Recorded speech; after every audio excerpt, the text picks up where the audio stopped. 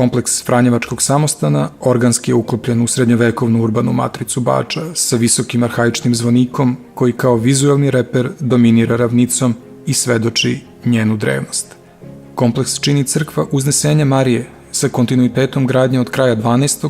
odnosno početka 13. veka, kojoj je u 14. veku dodat zvonik, a u 18. veku sa južne strane prislonjena 3 jednospratna trakta, natkrivena jedinstvenim krovom sa karakterističnim kvadratom i bunarom u sredini.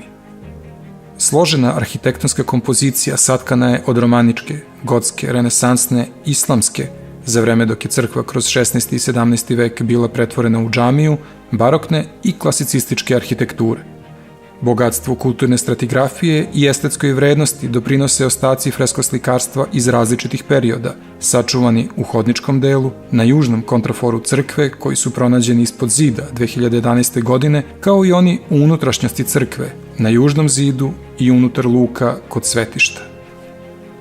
Ovaj kompleks se početkom 21. veka nalazio u izuzetno lošem stanju, od uočljivih tragova štetnih dejstava vlage do dotrajalih instalacija koje su predstavljale veliku opasnost po bezbednost ljudi i ovog kulturnog dobra. Priča o celovitoj obnovi Franjevačkog samostana započeta je 2004. godine, njegovim uključenjem na nacionalnu listu Republike Srbije u okviru plana integrisane rehabilitacije arhitektonske i arheološke baštine, zajedničkog programa Saveta Evrope i Evropske komisije.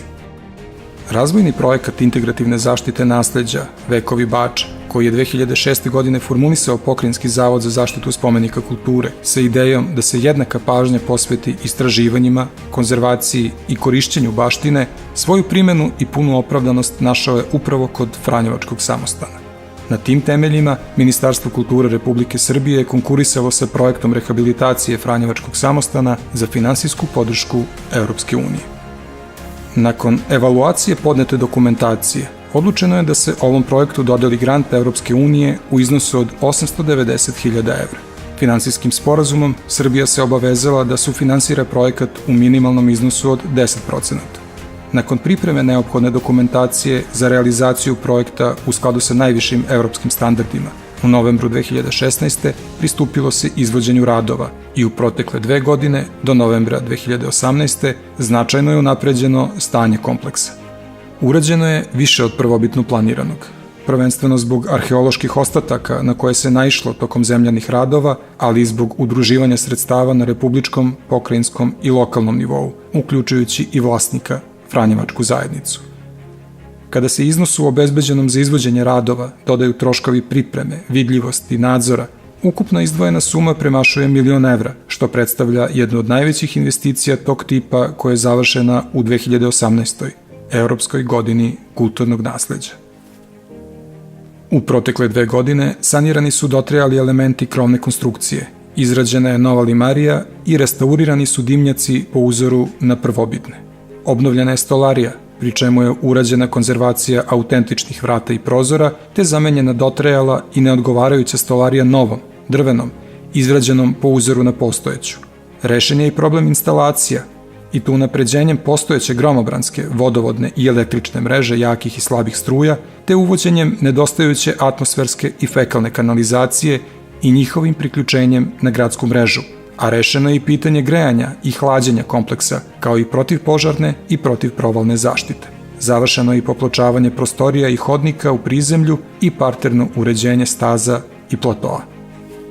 Obnovljena je i fasada celog kompleksa. Obijani su dotrajali malteri sa fasada i unutrašnjosti i te površine su ponovo malterisane, pri čemu su konzervatori ovu priliku iskoristili kako bi postao vidljiviji tok života manastira, isticanjem elemenata koji svedoče o prvobitnim oblicima, ali i o promenama koje su se desile u međuvremenu.